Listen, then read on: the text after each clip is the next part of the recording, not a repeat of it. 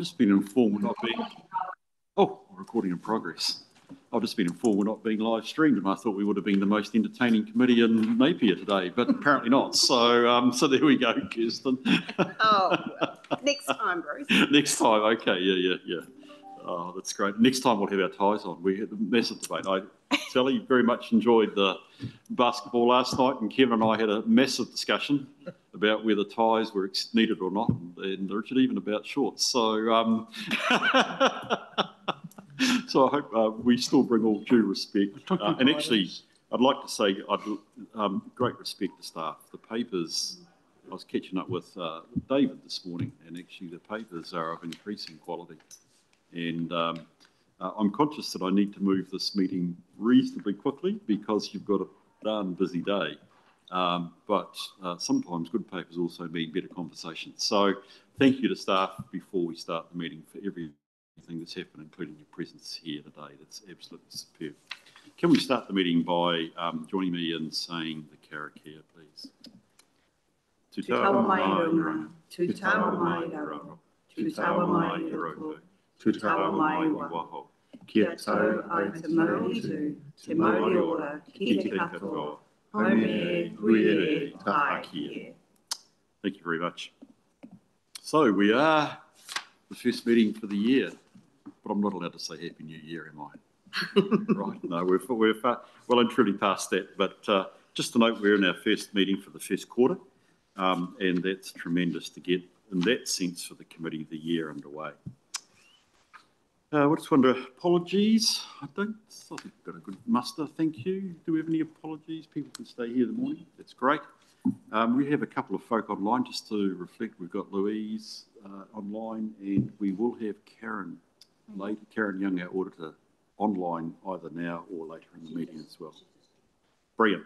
So there is no apologies to sustain, but it's great to have everybody. Are there any matters coming up you need to note your interests in? It, so that's cool. I haven't been informed of public forum. Kirsten, anything we need to note from your end apart from how good was the holiday? Okay, chairperson, nothing from me either, so we're just going to keep trucking on through. Good morning, Louise. Is there anything from management that needs to be announced at this stage? Nothing from me. Thank you, Louise. Great. Okay, we've got the minutes. They're on page 163 of the agenda.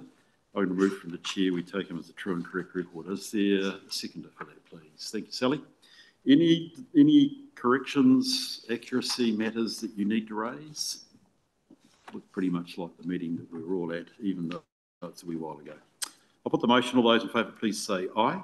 Aye. Those against, it's carried. Thank you very much. By the way, thank you for those good minutes. I don't think there's anything there that was follow-up or that isn't covered in the current meeting, so well done. And I appreciate that. So we're up to straight into the first agenda, which is the work that we should be doing as a committee, looking at aspects of the current year's annual plan. So I'm open to whoever is going to lead us off on this, please. Is that Danica? Welcome to the meeting, Danica. Nice to meet you. Nice to meet you too. I'm Bruce Robertson. I don't know whether we've met before, Danica, no. but lovely to have you here. Thank you. And Talia, I know well too, which is great. So thank you, Danica. Lovely. So as noted by the paper, work to develop the annual plan began in September last year. And as part of that process, that included 3 council workshops where direction was provided. That direction was then formally adopted through meetings in December and February, and also at the February meeting, officers were directed to develop the annual plan consultation document based off the information that was adopted. So that's the information that's included in this report for the committee. So the report is just asking the committee to review that information and provide any feedback to council ahead of the scheduled adoption of the annual plan consultation document on the 27th of March. 27th, okay, thank you, appreciate that. Is there anything in particular about the information in front of us, Danica or Talia, you'd like to raise before I open it up for the committee? No, I don't have anything of note. Okay, well, let's see what the members think. Okay, open for questions, folk. reviewed this with interest. So, folk, I'm open to anybody first. Sally. Thank you. Through the chair, I'll kick off. I had a question around the labour vacancy and operating efficiencies assumptions. I see collectively they're worth quite a significant amount of money, they're 12.2 million, and our current setting around the risk is moderate. I was wondering what controls or what plans we have in place to try and lower that risk. Through the chair, I can probably answer that one for you.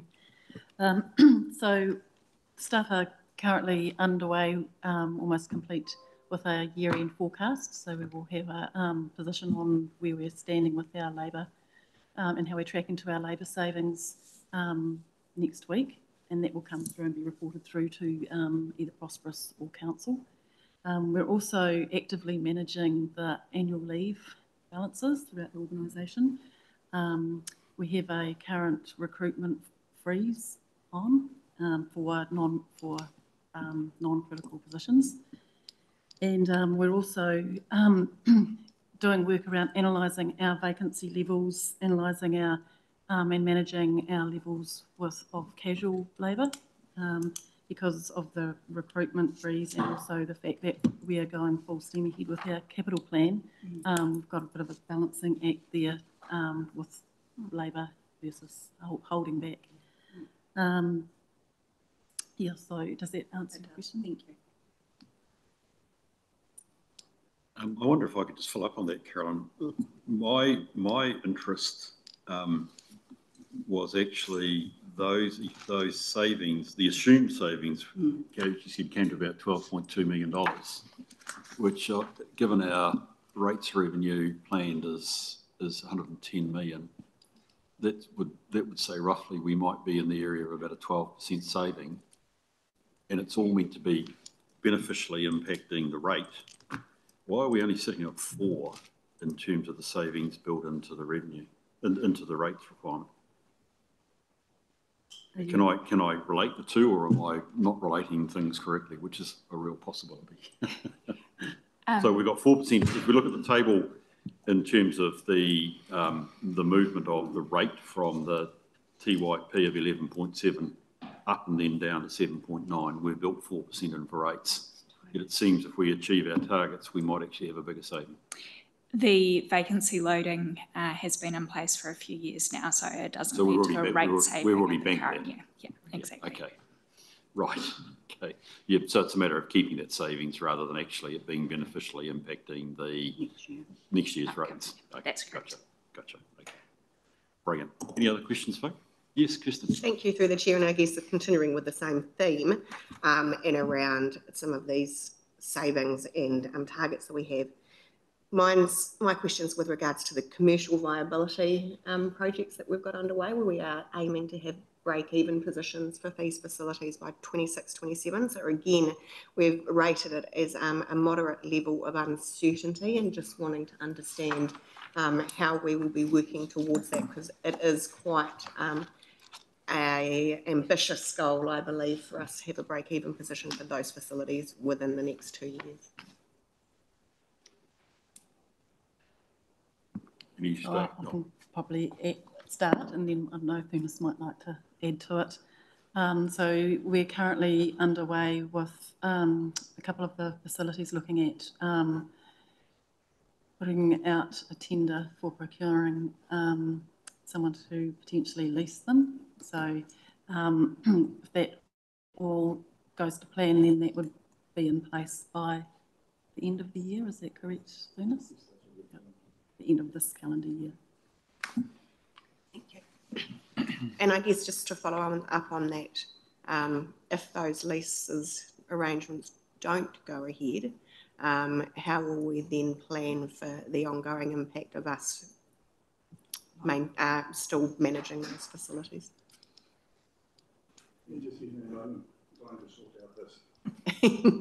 While you do that, Themis, then I do have a couple of quite number-specific questions. The accountant and me just can't resist.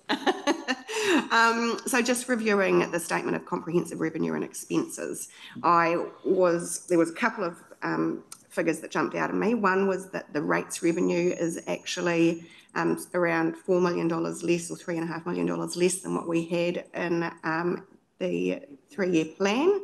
And also the depreciation and amortisation expenditure was about $2.53 million lower than the 3-year plan. So just wanting to have a little bit more information around that.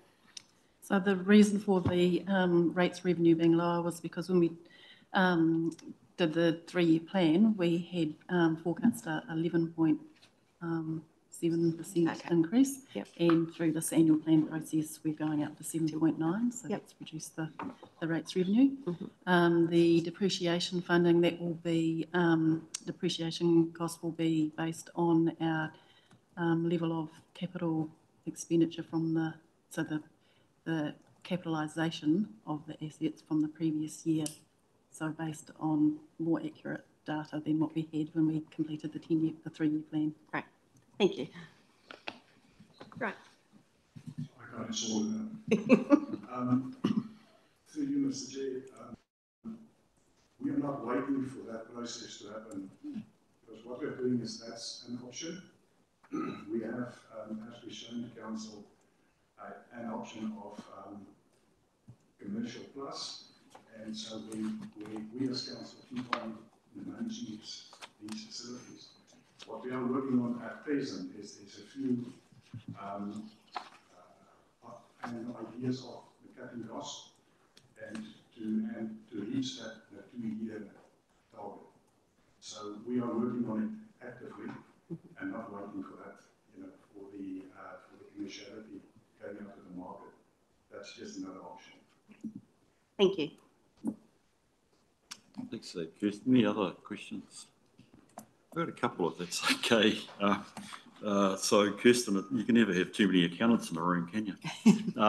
So, look, one of the tests I do is trying to relate finances to actually physically what we do on the ground.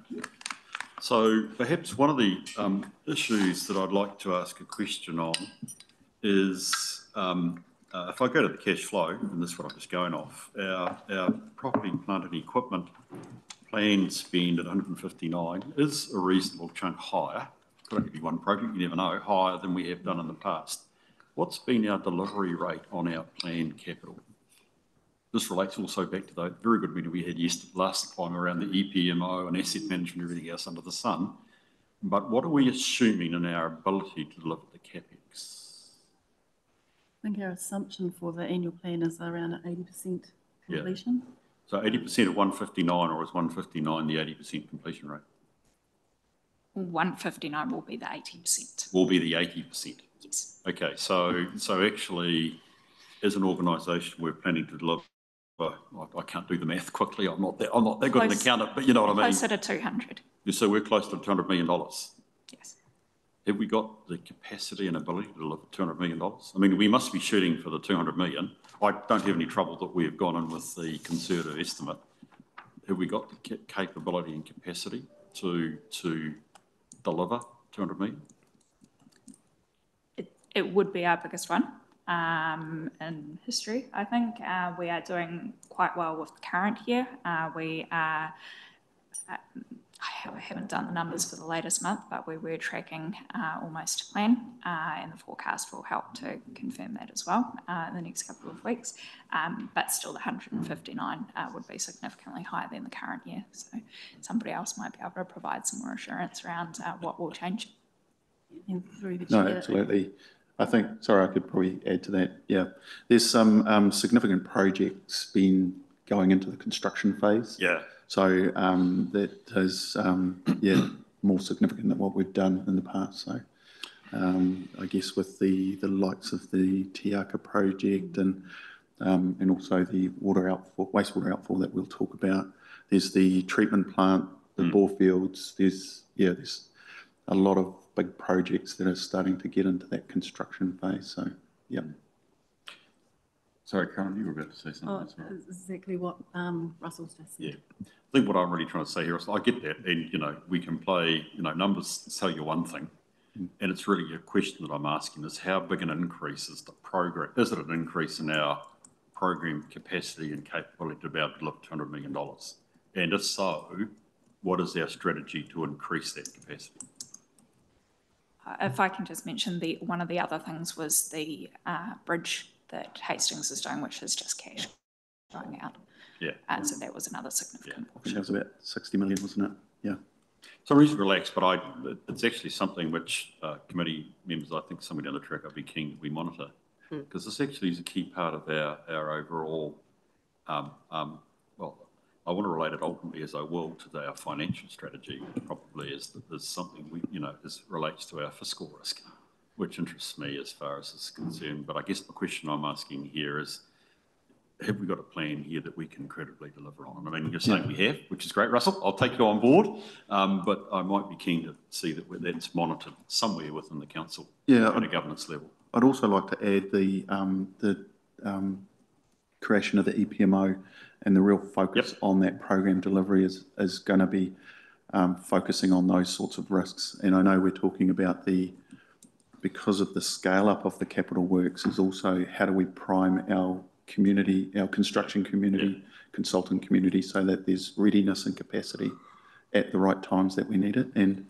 we're also discussing this with our neighbours, with my respective GMs, about so that we're not climbing over each other for those same resources, and we're trying to line up so that we're not competing and conflicting. So there's a real effort to coordinate and make sure that Hawke's Bay is getting what it needs, and with this increased work demand. So great. Well, no, that's good to hear us, because that's actually, if you think about me saying, is there a risk around delivery, and you're telling me some of the controls or mitigations you put into place, which is confidence inducing. I was particularly interested, of course, we dealt with the EPMO at the last meeting, which was useful, and I presume that's part of the response. Okay. The next, sorry, Kirsten. Sorry, Bruce, I just wanted to add that from an elected member's perspective, this is something that we have really drilled down on and interrogated during the development of the annual plan for all the reasons that you've outlined. And historically we haven't delivered our capital plan, and this is so much larger, but for all the reasons that have been explained by council officers today, there is a level of confidence within elected members that they will be working very hard towards this delivery goal. And we have also said that we do want regular reporting, which I completely agree should flow through to this committee as well. Look, a bit of the accounting analysis I do, Danica and Talia, is I'm always interested, are we maintaining our asset base? I mean, the fundamental need for us is to maintain what we've got, let alone develop what the community needs. And I do this sort of calculation. So I look at depreciation as a proxy for what we need to be renewing every year. There's nothing new in this. I always compare that with the net cash flow from operations in the cash flow statement, which means if I round it up, we've got $47 million in depreciation, but our net cash flow from operations is 29, which firstly raises a question about our financial strategy. Secondly, looking at CapEx, 159, I also look at the funding impact statement, which says of that 159, $86 million is renewals. So at one level, there's 2 points really. At one level, that's really good. We got $47 million in depreciation, and we're renewing our assets at the rate of nearly double that at $86 million. That would suggest that we are doing, could be playing catch up, but the point is we're doing it, which is really good. What interests me is that our cash flows are only at 29 million. So that says to me we are presumably borrowing to renew our assets. Would that be a fair assumption? Is that a financial strategy that we're actually in effect implementing through this plan? We will be borrowing for those renewals. Caroline might be able to talk to the strategy though.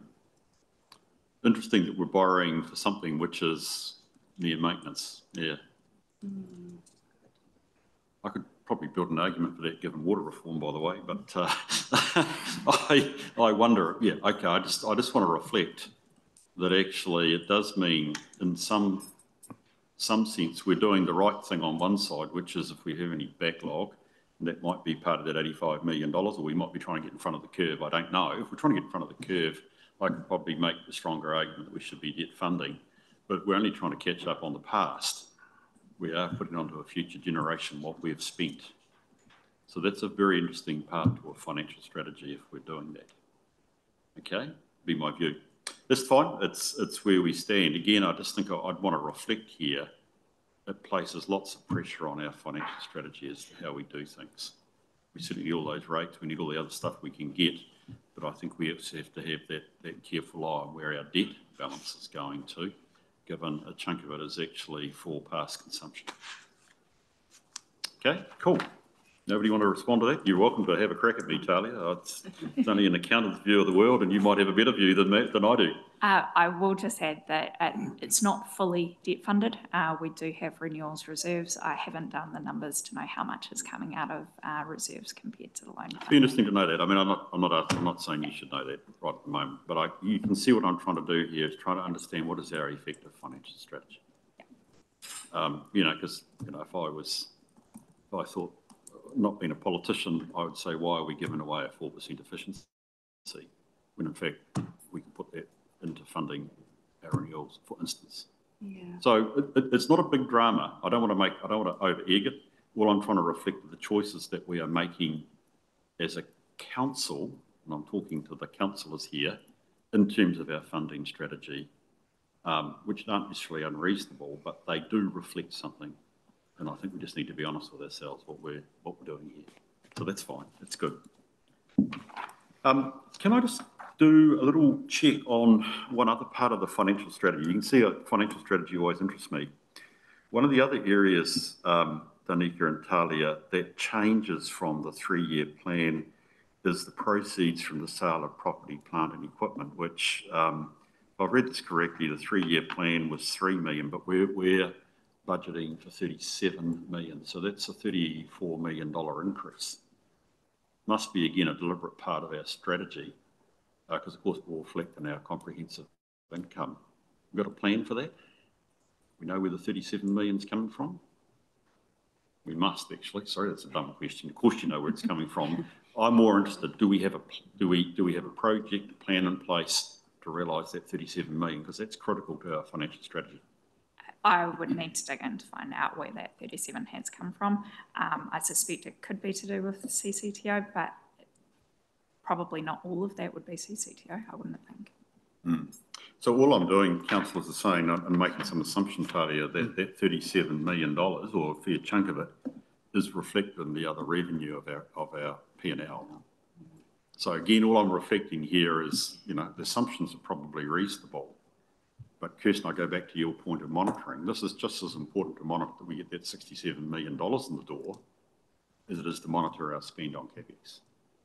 So I'm very interested to know where that is coming from and as I say, what are our controls to make certain we achieve it? Because if we don't get that, we're going to be borrowing. So we need to be aware of that. Okay, cool. That's good. Good thing about having financial statements. Yes, Hayley? Sorry, Bruce, just so I can follow along on your thinking, what page numbers were you looking at? Oh, sorry. So look, just to go back to that test, I take depreciation from the profit or the comprehensive revenue and expense statement on page 8. I compare it to the net cash flow from operations. So that's in the cash flow statement, which is on page 11. And the accounting assumption is you never write a cheque out for depreciation, but we rate for it in effect. So the assumption is that actually, all things being equal, the cash flow, the net cash flow from operations should approximate depreciation. It never will. There'll be some ups and downs, as us accountants will always want to bring into accounting. But we're quite a wee way from it, and it may be that with analysis you say, well, Bruce, actually we are on track from that perspective, but there are other things affecting the cash flow. I'm just doing a high-level test. So that's on page 11, and I compare that particularly with the renewal amount, which is in the statements, which is in the funding impact statement, which is on page 32. And if you go to the bottom of that, you'll see applications of capital funding, and we are replacing our existing assets. So in effect, what we've consumed at the amount of $86 million. So the 86 versus depreciation is good. and we're either catching up or we're trying to get in front of our renewal profile. It also then places, linking it back to the previous meeting, the importance of our asset management improvement program, by the way. Are we doing the right stuff? But then it just comes back to how we're funding that. Traditionally or logically, you do it through rates, but we're using a bit of debt on that by the looks of it as well. So it's just to be aware of that. And the 34 million that I was looking at came out of the cash flow statement. If you look on page 11 at the net cash flows from investing, and I'm just comparing that with the planned with the TYP. And it just related to the fact that we've got to get that money in the door. Right. Again, Kirsten, and some of my committees, we would have a particular report at each quarter on whether we're achieving that 37 million. If it's land sales, for instance, or surplus assets, I'm always interested to know, and I keep coming, what's the plan? Do we have a project? And how are we going against that? Because we can't raise it and get it in the right year. It's a bit like your point about the leases. Well, we've got to be funding it somewhere if we're spending. Otherwise, we have to cut back on spending. I'm just looking for the disciplines that are around there. Danica, I wasn't quite certain how I'd approach the schedule of fees and charges, which, believe it or not, I've read with a bit of interest just to see what it costs. In fact, I looked at what the price of this room was for half a day, and I thought, well, actually, I better get us out of here by midday. So for me, it's a principal question. Again, I'm, as the accountant, coming back to what is our funding and financial strategy. And obviously, that's the amount, of course, it's an assumed amount, but reflects in our revenue side of our income or in our revenue and expense on page 8. I take it these fees are consistent with our revenue and financing policy, which says what we're trying to achieve in terms of effectively fees and charges out of the activities we deliver. Does that make sense? Yep. Through the chair, yes, Yeah. that is. That is the case? Well, that's the principle that we work Good. with. We're currently about to launch into a full review of our revenue and financing policy. Yeah. And that will address those that aren't. Yes. Okay. Good. Because, I mean, I think that's just, again, something certainly for the public we need to do. Hey, then it gets me into, I'm just missing something. I want to go to the reserves. You've got a statement here about the reserves. Sorry, I hope this is okay, but I mean, it's me wanting to test the thinking around all of this. Yeah, reserve funds. So I've gone to page 26. I don't normally like looking at reserves. I'm never quite certain whether even as an accountant I understand it. But I was looking at the Parklands Residential Development Fund. Okay, now that's in a substantially negative position of $17 million. So I make a presumption, in effect, this is our cost of development. We're waiting for sales to recoup that. Correct. Yes. Brilliant. And I take it that $17 million is probably funded by way of the, or we haven't, I thought it would be internal loans. Sorry? Oh, how's that $17 million funded? The internal debt. Yeah, okay, brilliant, good. Just have to notice that was a big number that was sitting out there. We talked about the 159. That gets me finally onto the assumptions, please. And we've had a pretty good discussion actually about the ones that really interested me, which was the assumed efficiency savings and indeed the delivery.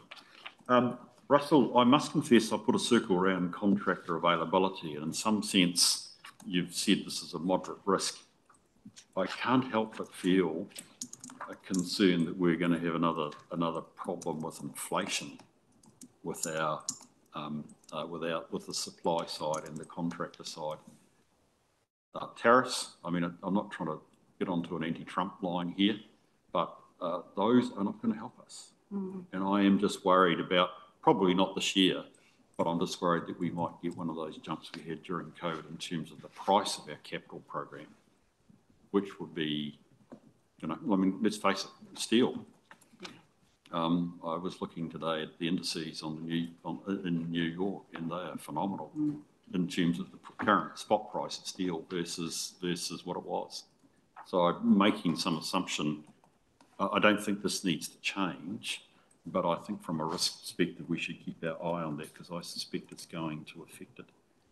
Danica, one of the things that was in red, and I presume you got it written down as a placeholder, is local water's done well. Yes. Are you able to tell me what you're going to assume eventually in this? Not, Perhaps I'm asking, what are you going to do?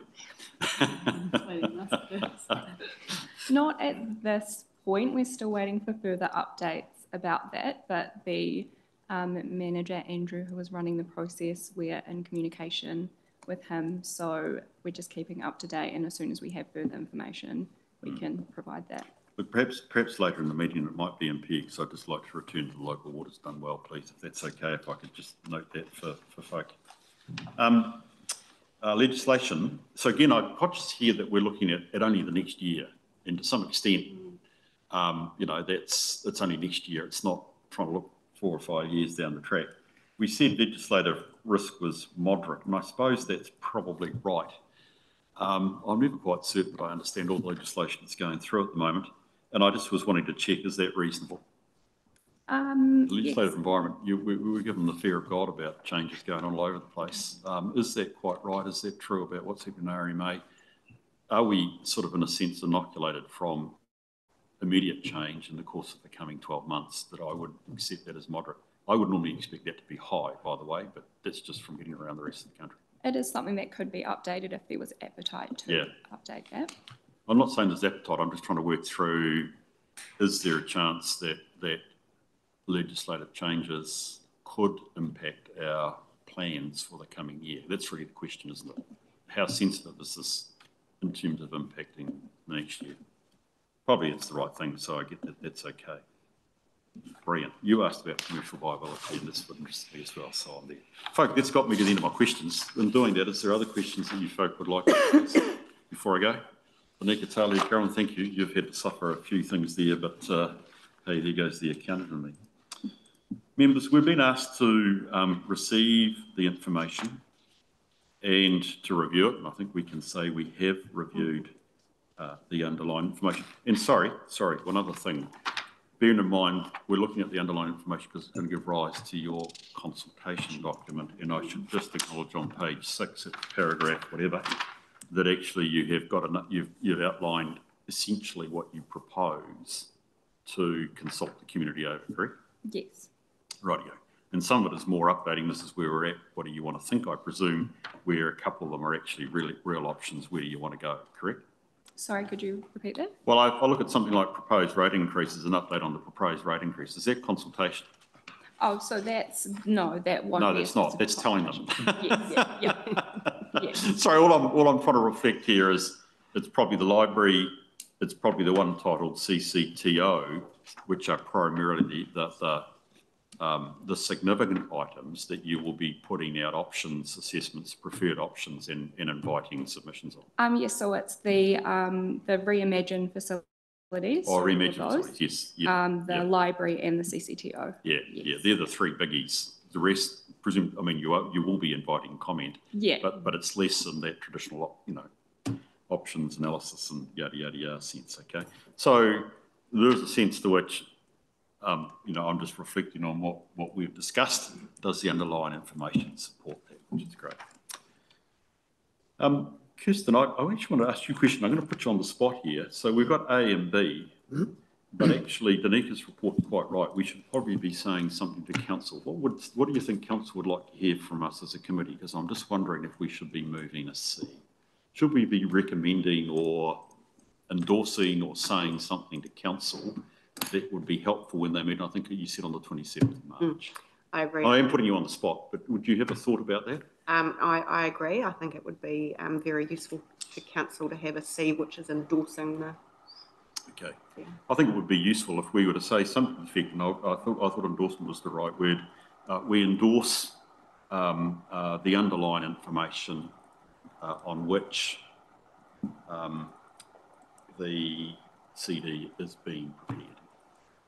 Okay. I would be happy to have that. So I've done most of the question. I'm going to move that. Do I have a seconder? Thank you, David. So we're receiving, we have reviewed, and we are endorsing.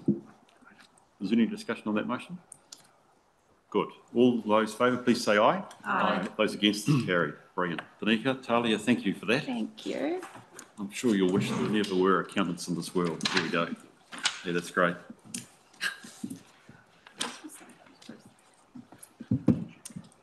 Righty, this is a very interesting one. Yes, come on up, please. Stephen, nice to meet you online, I think, the other day, Stephen, but it's good to see you in person. Yes, nice to meet you in person. I think it's your best. I'm very, so welcome here. Come on, Russell, you coming as well? Yes. Or are you leaving us? It's going to hold my hand. Yeah. Okay, Toto, pipeline, outfall, very interesting. Yes, so Steve Murray here, project manager for the wastewater outfall pipe replacement. So I wanted to come and talk to you about risks.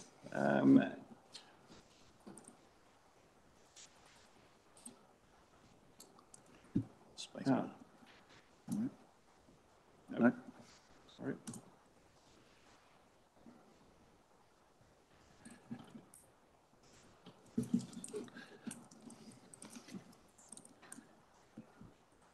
Okay. There we go. And we'd like you to receive the wastewater outfall risk report and acknowledge that the committee have considered the risks for the planned replacement of the wastewater outfall pipe, and we're looking for a construction in the financial years 2028, 29 and 30. So it is a significant construction project, and I just want to talk about the background first. So wastewater from Napier is collected and treated at the treatment plant in Awatoto. It's then pumped 1,500 metres offshore through the current pipe, which was installed in the 1970s, but that's had joint issues since the day of construction. They've had major leaks repaired in 1984, 2012 and 2020, and they significant expenditure costs to fix those leaks, and also significant risks trying to repair those risks. And recently, diffuser repairs are common, with the most recent one in January, which cost us $65,000. And the divers are down there, almost zero visibility, trying to fix those risks. So the risk that we're currently facing at the moment is a potential for total failure. There's obviously high risk of further leaks. Any leak could result in a unrepairable joint, and that we are currently facing higher ongoing maintenance costs. So if we had a total failure, then we would be discharging either close to the beach or on the beach, significant risk of damage to our ecological environment, kaimoana areas, recreational areas. It's not a place where we want to be. Those leaks are costly and difficult to repair. We could be facing environmental damage, and the maintenance costs are expensive. We're spending about $500,000 a year. We have $495,000 in the budget each year for repairs, but the 2020 leak cost just over $1 million, $1.2 million alone. So what do we need to do? We need to replace the pipe. That's the most viable option to mitigate the risk of further pipe leaks and pipe failures. So what we're planning on doing is going to the market for a design and build contract this year. It'll take about 2 years for design and consenting and 2 years for construction. So we've talked to people who've done this recently, other councils. Army Bay and Snells Beach are two recent examples, and they said the lowest cost, lowest risk option is a design and build contract, which includes consenting. Going to the market this year would bring forward construction by approximately 12 months, but that 12 months is 12 months we're not living with a potential failure of that pipe. It'll also reduce the total cost of the project and bring forward the construction into 29 to 31. To mitigate the earlier spend, the flood alleviation works that we are starting to work on, the major spend of that would be moved out by 12 months. Some of the high-level project risks, a lack of a regional contractor capability for the complex marine projects. There are probably only 2 in New Zealand that are experienced in doing this work. So what we're going to do is do a design and build contract with someone with significant experience. In other words, we will rate experience highly when we're going through the tender process. We could have a failure of or loss of the outfall once constructed, effectively what the current situation that we're living in right now. Design and build contract with engineering approval for design and using current technologies and materials. So the Christchurch outfall pipe was replaced just before the Christchurch earthquake with HDPE pipe, and that's survived the earthquake with no issues. I wouldn't like to be here if we have an earthquake with the current pipe in its current condition. There are risks of delays consenting process due to poor engagement. We're already working with mana whenua to ensure that we've got that good engagement, and we'll continue to do so. No tender is within the budget, so we're engaging with Maltby's to make sure that we have a very good understanding of the costs, and we're having an interactive tender process to ensure that we're in alignment with the contractors as well. The Christchurch replacement did end up with 2 fatalities, with people returning to shore in a small vessel. 2 people drowned. That's a major risk with the project as well, but there are plenty of controls in place, and we'll make sure that they remain in place and are well managed. They include wearing appropriate PPE, permit to work systems, and fit for purpose equipment and vessels. There's a risk that the project goes over budget, but our controls around that are making sure that the delivery model shares the risk with the contractor, and there's strong project management and financial control. Open the floor to any questions. That's brilliant. Thank you for that, Stephen. That is really helpful because it, quite frankly, fills in most of the gaps I read into the paper. So, so well done. Which actually just makes me ask a really abstract administrative question. I presume this gets tabled or forms part of the minutes, because I think it would be useful, given we're being asked to discuss risks. This describes the risks in a way that your paper doesn't. It's not a criticism. I just want to make certain that this presentation forms a full part of the record of the meeting, because it exactly addresses everything that I virtually want to ask. Okay, good. So, folks, questions for Stephen? Yes, Kirsten. Thank you, through the chair. So 3 questions. So firstly, just with regards to the resource consent, and it notes in the paper that you're intending to construct under the existing consent because we don't require a new one to 2036. So the discharge will remain under the current consent, right, but construction will still require a consent. Okay. So consent for construction, not for discharge. So in terms of that discharge consent, are there any risks associated with building, constructing a new outfall pipe under the conditions of that consent, rather than actually pulling forward an application for the discharge consent and actually doing that earlier?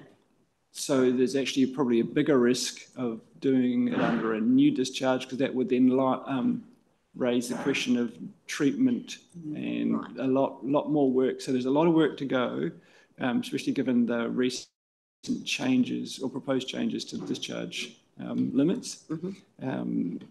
If we go for a new consent, then we're probably up for a lot more work, which is why we wanted to mitigate the risk, which is pipe failure, now using the current discharge consent. So further to that, if we construct under the current discharge consent, when we go to apply for a new discharge consent in 2036, are there any risks associated with that, considering that we know there's going to be an increase in the treatment expectations and regulations? Yes, and there's a lot of work to do and money in the budget to do work to improve our discharge. At that time? No, between now and then. Yes. Yes. Okay. Sorry, I could probably add to that question. Is there any chance that new standards means that a outfall is no longer an acceptable solution?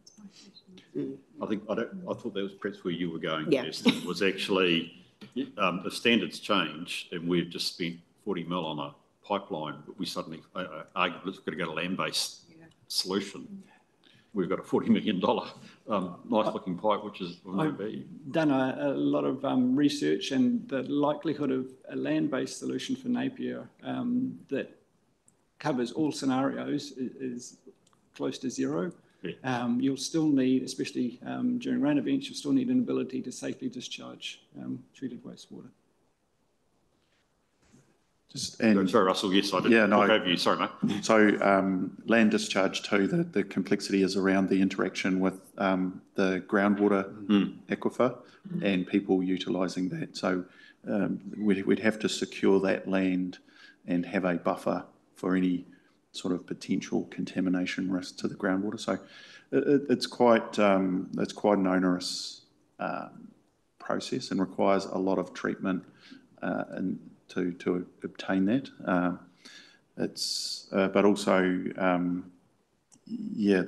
the treatment costs to get to that level would be quite significant if we were to try and look at getting a water quality discharge consent at the same time, and it would, it wouldn't negate the risk that we have of this pipe failing and causing those particular issues that Stephen's already talked about in his presentations. And as an example, Rotorua have recently gone from land-based to land and then into the lake. That took them 7 years of consultation. So that would be 7 years of having the risk of pipe failure if we don't do something about it now. Yeah, so look, my question, Stephen, was out of ignorance. I mean, I keep hearing about increased standards. I don't know what those standards could be, but it I'm only being probably an extreme example that actually suddenly find the new standards don't allow for an outfall to... No, so the new standards definitely allow for an outfall, or the proposed standards definitely allow for an outfall, and outfall to the ocean have the highest discharge capability as far as treatment levels go. Okay, so because you've got a lot more mixing. Yeah, thank you. Sorry, Kirsten, you had at least another question. Sorry, No, that's just before, can I add to that as well? Because the current wastewater standards are still, the levels are a lot less than what we're currently allowed to discharge to. So there'll still be, under the proposed new standards, a requirement for us to improve and increase our treatment as well. So, yep. But that's more likely to be at the treatment plant rather than the outfall, yes. Yeah. Sorry. Thank you, through the chair. So my second question was with regards to delaying the stormwater flood alleviation works by 12 months and just seeking some confidence that we're not considering stormwater as one of our priorities and investing in our stormwater network, that there's no risk associated with that delay of 12 months to those works. So we're just moving some of the budget. There's still work ongoing, but at this stage we don't think we'll be ready for construction at that point. Okay, you won't, so you wouldn't actually be ready to do that where it's currently budgeted anyway. There was a timing in the program of readiness, Okay, thank you. And then lastly, probably a little bit more on an operational level, there's a narrative in the paper with regards to the repairs and the current level of expenditure on repairs, and that will be significantly reduced when the work is done. I'm aware that some of the issues we have with regards to leaks is linked to fishing trawlers that are damaging. So is that going to be remedied with the work we're doing, or is that still going to be an ongoing risk? No, that is going to be remedied. So the new designs have trawler protection on the diffuser heads. So, right. Thank you very much.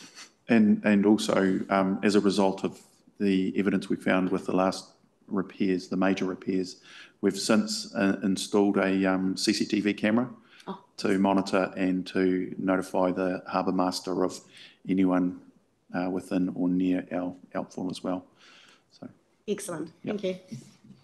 Brilliant. CCTV everywhere. Yes, Haley. Very small and possibly coming more from curiosity rather than a strategic risk, but just wondering about the risks to disruption of our service whilst construction is happening, and obviously when there's a changeover. Yeah, so the idea is to install the new pipe and then have a very short window to change over, because we don't have a lot of time available between empty and full of the discharge. So yes, it will be quick changeover, and that's part of the commissioning methodology. And also that is one of the main reasons we've installed those emergency storage ponds at the treatment plant. So it's designed to give us a 24-hour window that we didn't have a few years ago. So, just triggered another one. Does this project include the decommissioning of the old pipe? What happens to it? So not at this stage, because that might be a risk mitigation for future. Like redundancy.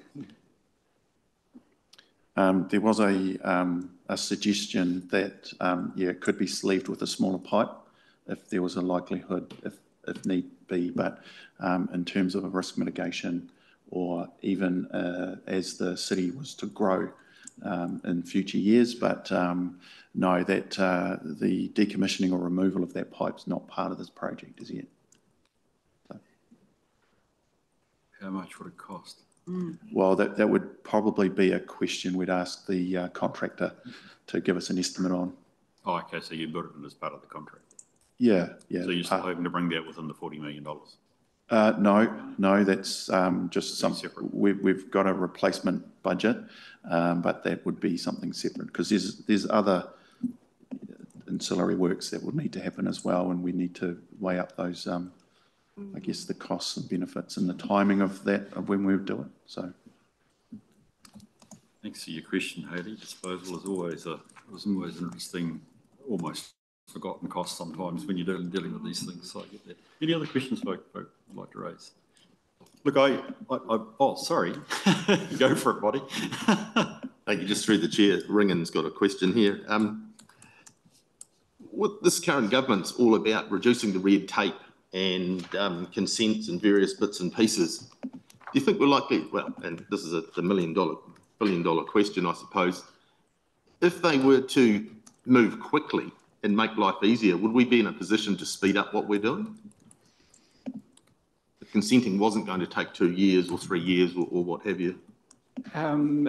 Maybe slightly, but you still got all the design timing to go, and which will be done concurrently with the consenting. So I wouldn't imagine to be much quicker.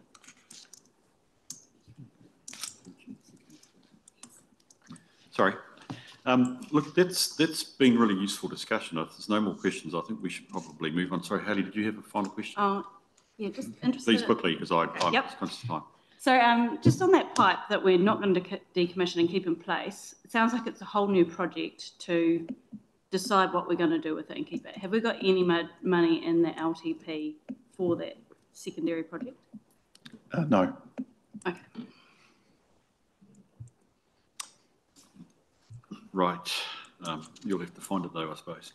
Look, critical question here for me. I appreciate the risks. The risks all sound cool. There's a couple of key things around here, isn't it? One is that we can do this all within the existing consent. And Kirsten, I take on board your broad question. I understand the tactics as well, also, Stephen. So I'm not saying it's not for me to say you're wrong, but I understand that's critical. Critical is also that, and I presume you already know this from the market. Well, I suppose you've said that in the paper. This could be done on a design and build basis. I don't know what contingencies they would build into doing this in that sort of environment, which must be interesting. But I guess if it's design and build, you're really saying we can get a fixed price for this, right? Yes. Okay. So in terms of internal controls, Stephen, we heard a lot last time, encouraging stuff around the EPMO. So does this project, albeit being a massive one, get locked into our controls around project management? Yes, definitely. It's already in CAMS. Great. Oh, that's good. So look, it does look to me that the next phase is really critical around procurement and the procurement risk that goes with this. And again, I'm only repeating what you already said, which is A, contractor, B, price becomes really, really critical here. So that's useful. I can't think of at this stage anything else. You mentioned health and safety, by the way, which was I think critical. And I would just acknowledge your point, Hayley. If you're going to build this, we better have the deconstruction in our budget somewhere soon, surely. Because wouldn't we have trouble building something new if we haven't got an allowance for decommissioning? I would have thought. Anyway, you tell me I could be quite wrong. Okay, so look, that's groovy. Thank you for that conversation, team. And I hate to say it, but as long as it's suitable with the rest, I think this is a significant project which perhaps every 6 months a report back on just how the risks are being managed would be incredibly useful. So thank you for that, Stephen. So look, the resolution is that we receive and that we acknowledge that the committee have considered the risks. That's why I'm keen for that paper to be part of the total thing, because it describes them for the planned replacement of the Aotearoa wastewater outfall pipe. Do I have a mover and a seconder for that? Thank you, Kirsten. Thank you, Hayley. Any discussion on the motion? Being none, I'll put it all those in favour. Please say aye. Aye. Those against, it's carried. Thank you. Thank you, Russell. Thank you, Stephen. Appreciate it. It's really great. Okay, we're into the policy update. Oh, the good news paper, this one. JJ, is she around? Oh, JJ, down there. Oh, you're hiding from me. Good morning. Welcome, and nice to see you in person. Nice to meet you in person too. In your hands, salient points, please, JJ. It's just a basic update with 14 policies done from the last meeting. Still getting great engagement with ELT, just moving the policies forward. We've just had election protocols that has just been approved, so I'll get that up. That's an overview for staff just on conduct and guidelines during the election process coming up. And I'm working with People and Capability also on their policies. They've got about 20, so we're trying to reduce those and just get them potentially some merged together. So yeah, we're just moving forward with that, working with People and Capability. Is there anything else you'd like to know? No, thank you for that. Well, we'll test that now, JJ. Thank you for that. I think I've called you the gatekeeper before. I'm impressed that we've got somebody that focused on this, but actually I'm also very impressed with ELT's commitment to dealing with these. I think it's absolutely superb. So congratulations all around. Folk, questions for JJ? Yes, Sally. Thank you, through the chair. A little bit of a curiosity question as well. I was wondering, in the social and policy aspect or part of the report, identification of quick win policies. Can you give me an idea or define what quick win means in this instance? So that was policies that really don't have any content change. It's basically, can you look at this policy? Is there anything that needs significant change? If not, then great, I can roll it out, redate it. Thank you. So that it's from an administrative perspective rather than an impact. Yes. Okay, thank you. Yes. Yep. JJ, just a couple of questions, or perhaps one's even a comment, to be honest. Significance and engagement policy, is that changing significantly? No, it's just having some minor updates, as in just the way it's presented and things like that. I'm probably getting too old. I need to go back and read the Local Government Act, but I think if we want to amend it, we have to actually go through a consultation process. That's right. So I presume we're not heading towards a consultation process. It's just look and things. Okay, brilliant. All right. That's perfect. Wonderful. Just also probably an update. I've just been working with the business analysts and IT just on getting a better process through SharePoint because we're about to change over to SharePoint. So just want to get some lockdowns around who can access the policies, some pop-ups of who to contact. So we're just working around that at the moment. Brilliant. Okay. Look, there's one policy that obviously affects this committee, and I presume in some way we will be involved in at least close to its finalisation, the risk management policy. Yes. Yep. I notice Alistair's not here, but he got some brilliant training at the seminar in Wellington from one speaker about what should be in a risk management framework. I think he was there yesterday, wasn't he? Really had to listen to me. Yeah. I'd be very interested to ultimately see that policy. And look, Dave, I see you over. I don't think Alistair's here. Is he? No, I don't think he is. That was particularly around risk appetite, which is a matter which I'd like to pick up with the committee further down the track. So all right. I'm not saying that what I said was correct or obvious or should hold sway, but I'd love Alistair, and along with you, Dave, to take some of that information I've provided into account. And indeed, I gave the seminar 3 or 4 councils. In fact, I'm happy to say that now Queenstown, Gisborne and Waipa, which have tremendous risk management frameworks. And I said beg, borrow and steal.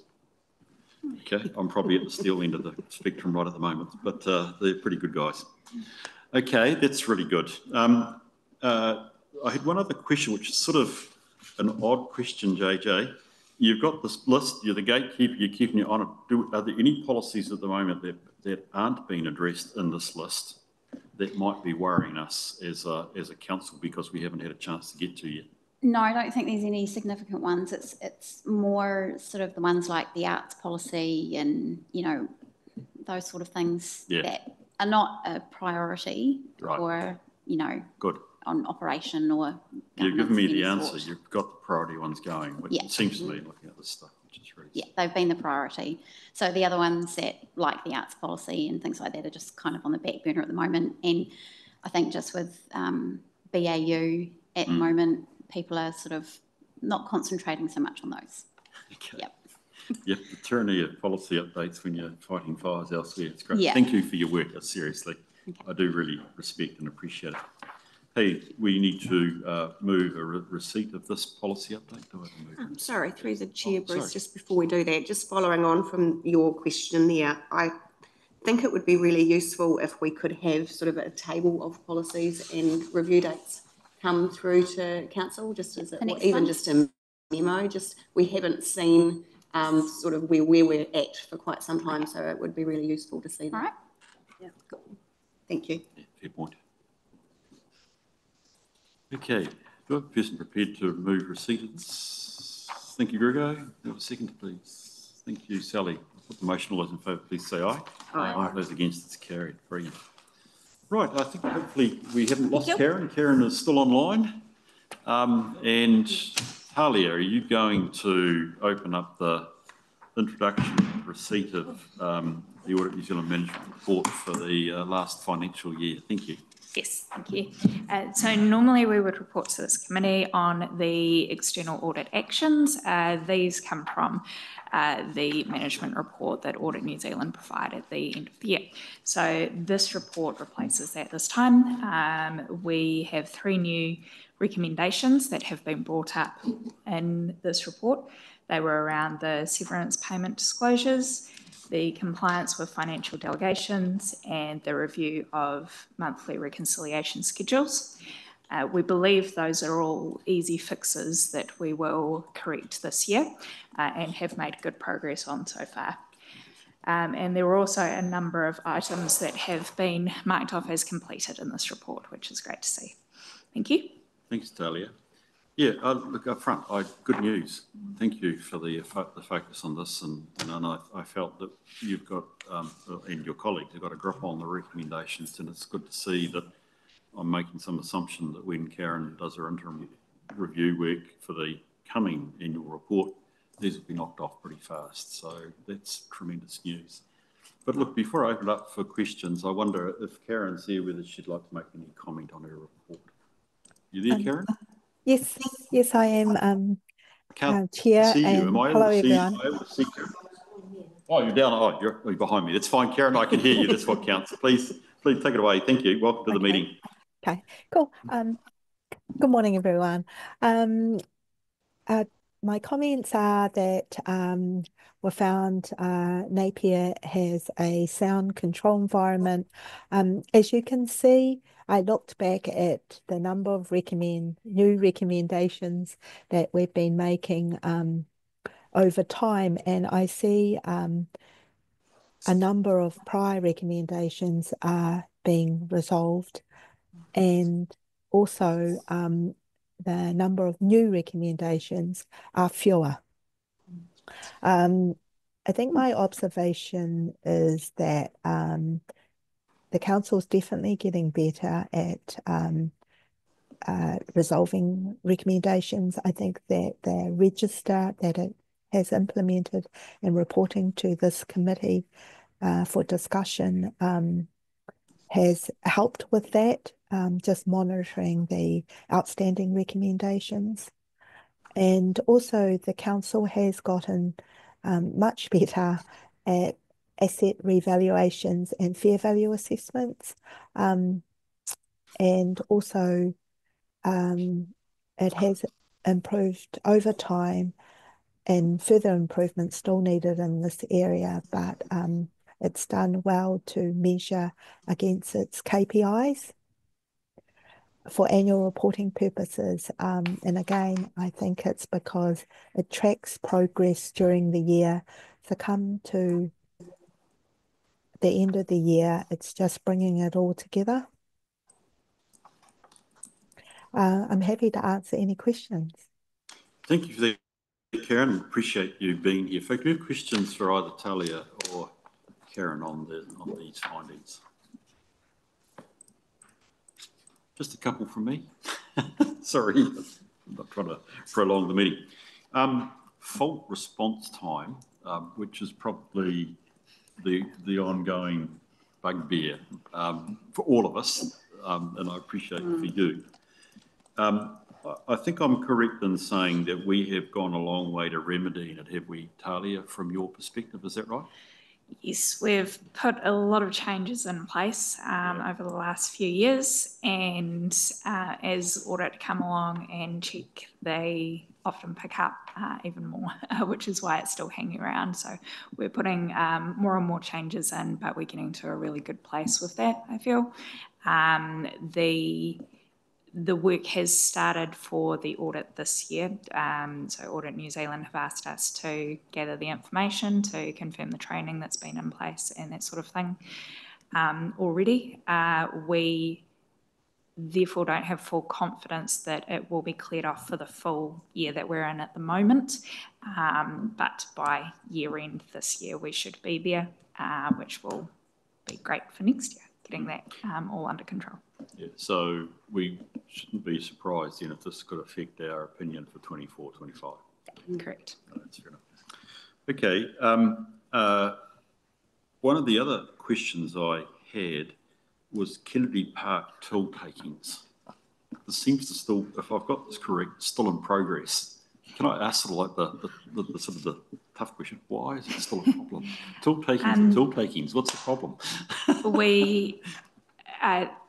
We have been struggling to get hold of Kennedy Park to get down there and check it, but I have spoken to them. I believe they've got an interim measure in place that was not the one we were expecting to put in place, but should meet audit requirements. So we had created a electronic, nice, fancy sheet that they would be able to use and do everything online, but that's not working for them. So they've gone back to a more manual process. As I say, I believe that will meet audit requirements, but we haven't had a chance to confirm that with them. It's wrong. No, it's not wrong. Actually, it is quite correct of me, but this raises the risk of fraud. And I'll be honest, I'm as your independent chair saying, I find this unacceptable. I'm not going to blame you. I'm not having a crack at you. But the fact that it's outstanding starts to raise questions over something which every businessman since Adam was a cowboy knows how to deal with, and we don't. Since at least 2019. I think we've got to get this fixed. And it's not your problem, it's Kennedy Park's. So it raises a bad odour if we can't get it fixed. Okay, that's my lesson. What I want to do is get back to the positives. Sorry if I can.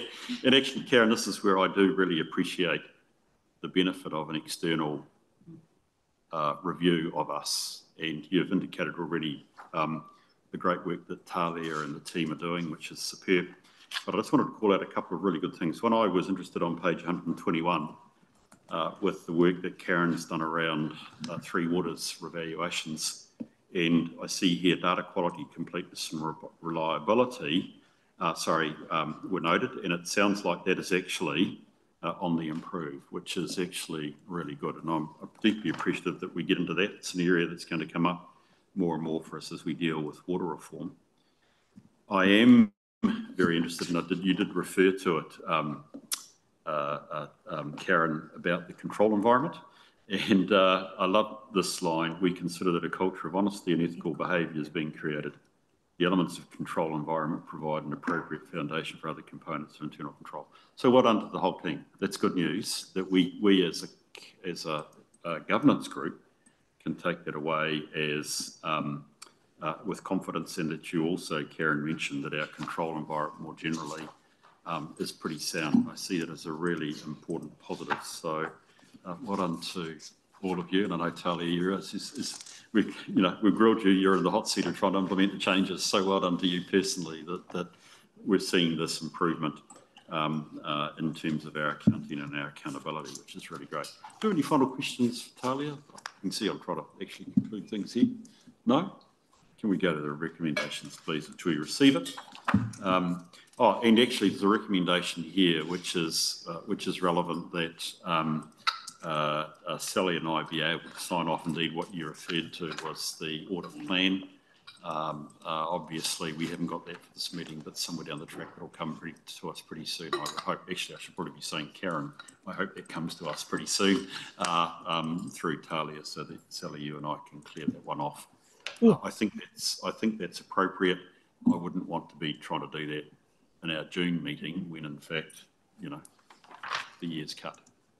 Yeah. Okay, so I would just seek the committee's agreement that Sally and I clear out that audit arrangements once this is ready, which I assume is in the matter of this month rather than 3 months' time. Yes, it is, Chair. It will be this month. Brilliant, that's great. In the next week or so. Music to my ear, Karen. So, okay, we receive and we recommend that Sally and I clear out the audit plan. I'll move that. Do I have a seconder, please? Thank you, David. Any discussion? I'll put the motion. All those in favour, please say aye. Aye. Those against, carry. Thank you. Cracker. Rightio, sensitive expenditure. I think I'm up to, Talia. Yes. Yes, so this is our regular report as per the sensitive expenditure policy. We need to report back to the Audit and Risk Committee on the sensitive expenditure of the Mayor and Chief Executive. We haven't found anything outside of policy in this report. I will just note that it's over the Christmas period, so there are a few things on the report this time, and also the 150th anniversary comes up a couple of times in here. Brilliant. Brilliant. So as I've said before, our role is, does this meet our sort of meter band for reasonableness? So anybody got any comments they want to chuck in? Haley. Oh, just a quick one through the chair. It looks like there's a double up with the ticket for Louise's guest for the 150 event. And she had 2 events, but they're the same thing, just worded slightly differently. Through the chair, I don't know the details. There were 2 events, so it may be 2 separate ones, but I can't recall what to say. It was in October. I can get back to you. There were a number of events over the 150th period, so I can ask for that to be confirmed to you as to the details of what they were.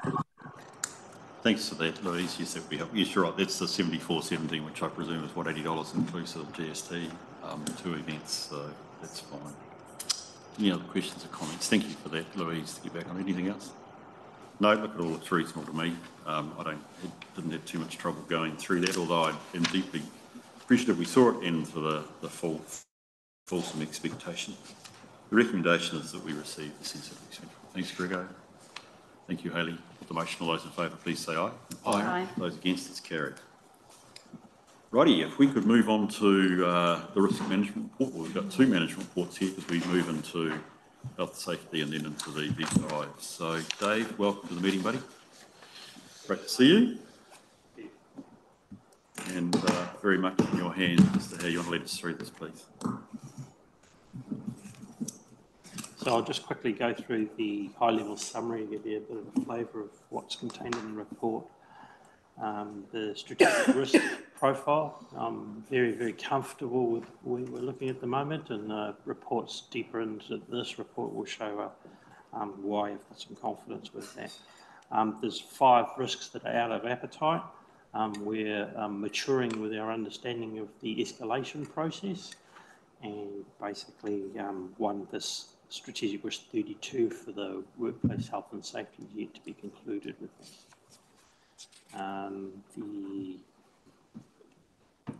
I've got a little comment to make regarding the operational risks. The ones with no controls, and some 16 actually, just shows you that we haven't really given it due care and attention, basically. So that just needs some housekeeping, and that's something I'll focus on in the next month. There are some too that are out of appetite, and that's the next phase of my concentration. The uplift program, it's predominantly around the updating of the risk framework and strategy and policy. Now, I've completed a review with Caroline and Jess. That was really well done. I appreciated that. The policy's done, and now we've just got to complete the framework and the strategy document.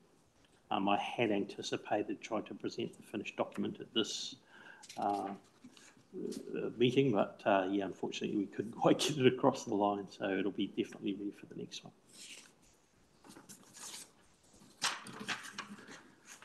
Moving into the report, any questions on that? Just finish your presentation and then I'll open up. You'll see the diagram on page 1 is a very quick overview of the level of risk at the strategic level. It's to some degree a repeat of the table on the right-hand page there, page 3, which comes straight out of CAMS. So, and this is directly out of the heat map report. There's some comments in there. Some handy hints for people is that the trend is very important to see that it's moving down where we need it to move down. So those high and medium ones that are out of appetite should be moving down. Just a note, the one at the bottom there, it's trended up, but only just because I did another review with the owner of that particular risk, and we settled on the likelihood being unlikely rather than rare. It's just a very minor change.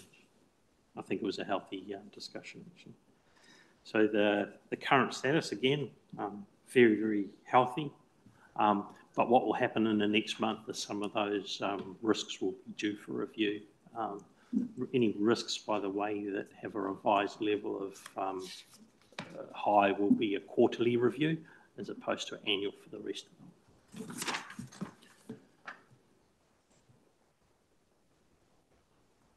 There's one strategic escalation, that's the SR32, and we'll talk about that probably during the time of the deep dive.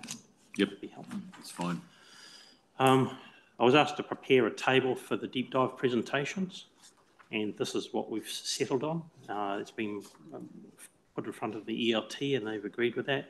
You will notice that it'll take probably a year and a half to get through this at this rate. So there's 11 of them, and we've done the EPMO one, and we're about to do the health and safety one, but at 2 a time. This is how it's going to end up. You will notice also that during the election, at the tail end of the year, there's a bit of confirmation needs to be had. The operational risks, yeah, this is my area of concentration next. We've settled down with the strategic risks. Yeah, we'll go through those and look at the ones that are double up and try to rationalise some of those, and definitely work on upskilling people with their risks to make sure that it's gauged at the right level. You'll see the numbers there accordingly. Training, there's still some staff required to complete the training course, and one of my dilemmas at the moment is the reporting function tells me that 1/3 have done the training and completed it, 1/3 have not completed it, and probably 1/3 haven't started it. Now, the incomplete part may be 99% because the reporting function doesn't give me that answer. So bear with me, I'll have some decent answers for you next time. The out of appetite risk by directorate is fairly self-explanatory. Be aware that community services, of course, has quite a comprehensive scope of what their activities are. So yeah, they will be higher than a number of others. Infrastructure services is a similar situation. You'll see that the escalations since the previous one, this is in the operational world, Kennedy Park around 98 was escalated. Those swimming pool operations, it will be very difficult to get them with an appetite because the consequence is drowning, of course. Mm. So I kind of ask you to probably understand how the system works to calculate that, and it's something into the future where we'll probably need to look at it, that pretty much any health and safety risk that has a consequence as severe as that, unless all the controls are totally effective, Drain the pool. it won't be with an appetite. Yep. The uplift program, basically that details what's changed in the rewrite of the framework and strategy in the policy document.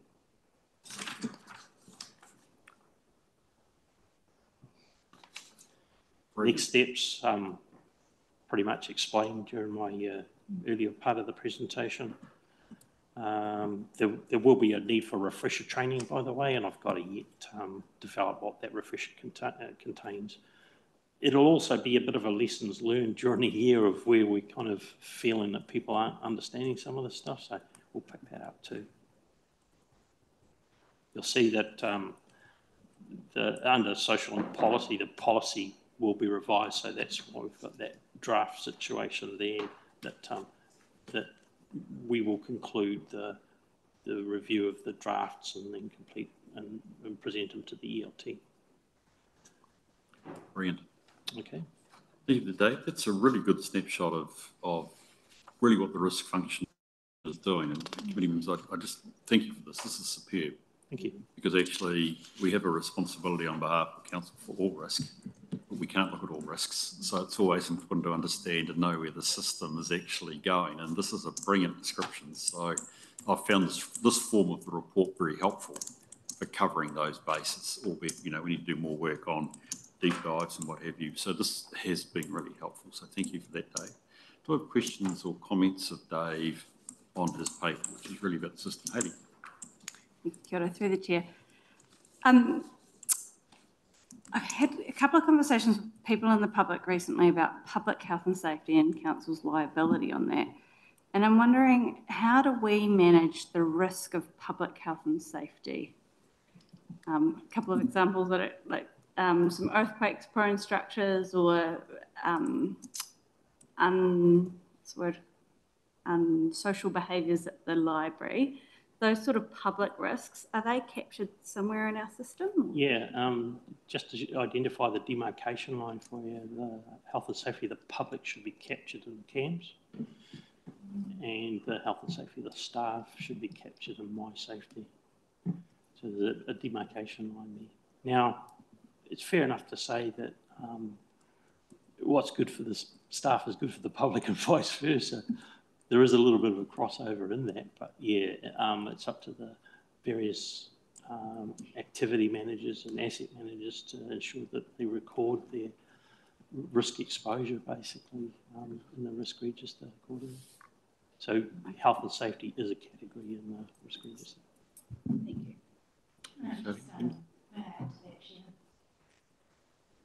We also manage a lot of legislations that ensure public safety. For example, Building Act, we cover unsafe and sanitary buildings, Food Act, Health Act. So through our compliance activities, we also ensure public safety through that rather than it being an internal responsibility that comes to us throughout the victory. Thank you. Any other questions, Dave? Yeah. Yes, Sally. Thank you, through the chair. Dave, I think I'm just looking for some confidence in my understanding of how the system works and around accuracy of information. So I understand that there's an interface between technology and people. Yes. So, and the people bit is really a key factor in the uplift, isn't it? Around that training and making sure that things are being recorded and input into the system, So how confident are you that we are on the right trajectory there? From a personal point of view, in the last 6 years that I've been here, I've seen a dramatic improvement in the system and what's been recorded. The previous strategic risks were, to be fair, not impressive. What we've got now is a very good situation where I feel we can hang our head on most of those strategic risks, and I'm very confident with that. Now it's just moving through the operational ones, basically. And I think as people become aware that risk is involved in pretty much everything we do, so the driver is almost to not overkill it, if I can say that, you know. So, you know, there'd be a risk of getting out of bed in the morning if you're not careful. But I'm very comfortable with where we're at. We're light years ahead of this. But, yeah, there's still room for improvement, especially with people's understanding of, you know, where we start in the inherent phase, and where we end up in the revised phase, you know. So I can quickly go through any risk and critique them and say, I don't get the picture here, it's not kind of working for me. And I'm very comfortable with that. You know, so that I'm happy with the system, and I'm so pleased I don't have an Excel spreadsheet to work with. and it makes it very capable. So I would advocate that do not be alarmed by the volume of risks in the operational world. It's manageable. And at this rate, we've probably got in the vicinity of 290, which across the business units only equates to about 6 each. Yeah. So we've got a lot of scope of which we deal with and expose ourselves to risk. But hopefully I've given you a bit more assurance. No, well, something that's worthwhile noting is one of the things we've put into the redrafted framework document is the assurance process that you will be requiring. Okay, and then again, that didn't come out of the Crow report, but it's kind of common sense to have some assurance to yourself. So that comes from the auditing that we're doing, not just of the finances, but the auditing of the systems, and basically giving some feedback on that, and how we're closing off all of those findings that are provided by the internal audit program. And yeah, I'm happy. We've done the first one. We've got an audit package that's part of the CAMS suite, and I actually put all of the risks associated with the findings from the Crow report in there, so it keeps me honest. Thank you. Thanks for that, Sally. That's really helpful again, just to bring out that idea of the greater control that we're doing. I mean, the stats say this, and I think you're saying there is more to be done in terms of training, probably essentially enlisting the hearts and minds of the total organisation. Exactly. So I accept that. I mean, as you pointed out, 16 risks with no controls. You know, do I see a glass half full or a glass half empty? Well, I'm choosing to see it half full because of this process that we're underway. But look, we'll be keen to see that change, and indeed, I note under next key steps that you will also include elected members in your training, which is great. I wonder if there's yes, Hayley? Yeah, through the chair, just one of your comments you made around the swimming pool and how it's unlikely to ever get in appetite, but I don't see anyone ringing alarm bells and saying, well, we shouldn't be running a pool then. So maybe, does that say to you that actually we need to review our appetite? I think it's fair to say, through the chair, that the appetite is low. You can't get any lower than that. And psychologically, I think that's reasonable. So it probably wouldn't be a good look for the council to say a medium level of risk in the health and safety world is okay. But I think what's important is to monitor the drivers that say that we've got this risk under control. So in effect, as I said before, that if the controls are totally effective, they will be with an appetite. Okay. The problem will be having a confidence that all of your controls are with an appetite, basically. So it's one thing to say they're substantially effective. It's another thing to say they're totally effective. It's a very good point, Hayley, and I think we might even come back when we come to the deep dive over health and safety. That public safety aspect would be hard to bring below a risk that we feel uncomfortable with. I always think, Hayley, in terms of likelihood and consequence, the consequence will always be bad when it happens, and it will happen. That's the problem. The real controls that we must be looking at is what reduces the likelihood, the negligible. That's really the critical thing. If we couldn't reduce the likelihood, we might want to think whether we should be in that game. Dave, that's just a hint, part of what I was talking about. Alistair was in the seminar, was actually this whole idea of appetite, which you've raised. But actually, it's also this question: do we have to tolerate something which we can't, because of external factors, avoid a level of risk? It's the same debate that we'll be having in Wellington over waterfronts, whether we should have fences or whatever with water. It's a difficult problem. Thank you. Can we just go to the resolution, please, which is that we received Dave's report. Always seems a bit short with such a good paper, but I'm very comforted by what you said. Do I have a mover and a seconder, please? Thank you, Sally. Thank you, Greg. I'll put the motion. Those in favour, please say aye. Aye. Sally did, or Greg did, one of the. I can't remember which way I had it. Sorry. Ridiculous. Short-term memory's gone. I can't remember who moved and who seconded. Okay. Did I see that there was a cup of tea in there? Perhaps we just take a short break?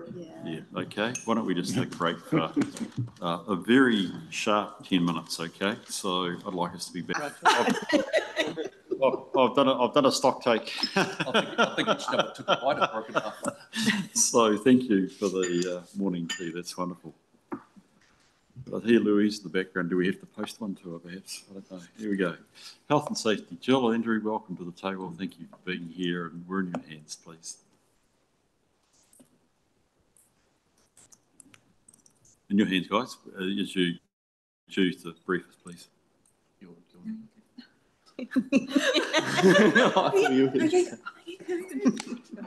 We're going to get us first, or report. Just take the health and safety. First, the health safety report is read, and any questions? Great, thank you for that. That's a good bit. You can see who coached him. Got us going fast. Let's have a look at where we got. Those biscuits have got a one level. I know, that's right. That's right. I was hoping to be able to eat my biscuit while you briefed us, Andrew. You failed. So good means a good meeting.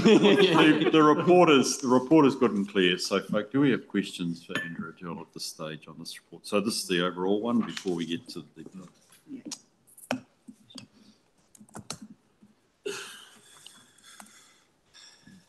I do broadly have a couple of questions, Andrew. I just need some clarity, please. If I was looking at page 152, there's the emerging, I think we call it risks, the critical hazards, and we say there are key focus areas here, which are things like confined space entries. You know, there's about 7 of those. What stage are we at looking at those, and how's that built into our current practice, or how will it be built into our future practice? So for each of those, excuse me, for each of those critical hazards identified, we have current processes and procedures that do cover off, to controls for those high risk activities. Since I wrote the report, we've ELT adopted the top 8 critical hazards for the council, and that's basically given me the ability to be able to start focusing in on what we can do to bolster those controls and start reporting to ELT each month or quarter on their performance against those critical hazards, and also communicate to any contractor or our own staff working on that involves those top 8. These are the mandatory controls we require, and if any breach of that is considered significant for us. So I just want to confirm, because I think it is. You have existing controls. We have existing controls. To actually check and upgrade. It's to get put a spotlight on the top 8 critical hazards for the council, and really start sort of drilling into them and reporting on their performance or any breaches of. Which is interesting. I only got 7. There must be an 8th one in there, but that's not a big. Oh, there is that. Yeah, I might have. Key thing is actually we've got some action on that. Yep. Look, I'm interested in the psychosocial. I mean, it can be also partly a result of things that you've mentioned, Haley, around adverse public behaviour. Probably the primary controlling it here is employing a new staff member to help us in this area. Is that right? Yes, we've just appointed a new wellbeing advisor. Yep. And just prior to that, myself and people capability manager have developed a psychosocial risk assessment tool. Yep. That we're going to roll out in the all staff people leaders meeting, so they understand how to use it, when to use it, and what triggers it. Brilliant. to enable we start addressing the psychosocial risk that's becoming So you apparent. should give me a briefing, you see, because I've got more questions, mate. So here we go. What's the state of the Health and Safety Committee? How effective is that? The committees, yeah, I think myself and the health safety team have sort of tried getting a different approach to health safety committees. So the lead committee we do quarterly now, so that gives the directors and senior leaders time, I guess, to align their diaries to be able to. It's not so much pressure for them to turn up, and we've changed our format much to a similar format to this, which is working really, really well. We table procedures and policies, or not policies, but procedures like the asbestos management policy, procedure with ELT, with the lead to get endorsed. And I think that's working quite well. Amongst the committees, we've changed to a revolving chair amongst our other three, and it seems to work quite well because I think some people were a bit scared about being the chair, so we do a revolving chair, and then that chair then nominates the next chair, and the idea was that it's the committee for the workers to chair, not myself or one of my advisors to chair it. It's about them to come together, discuss it, and it's been quite good engagement, and we follow up the actions and then get them to, we report back each committee and also to the lead the actions from subsequent other three committees, which will meet, I think, twice before the lead one. I'm always interested in the culture that we generate around health and safety, because I think it's primarily the key thing. The role we have in encouraging a good, healthy, unintended health and safety culture, but also actually do we enable and facilitate good thinking, and that's where I'm always interested in that sort of temperature gauge of how well is the Health and Safety Committee actually operating to enable and encourage staff in the whole health and safety behaviour and journey. I think the key change to encourage people is we will take them, like once they show interest, we straight away get them to level 1 health safety rep. Is after a couple of committees, they like it, they engage with us, so we put them on their course.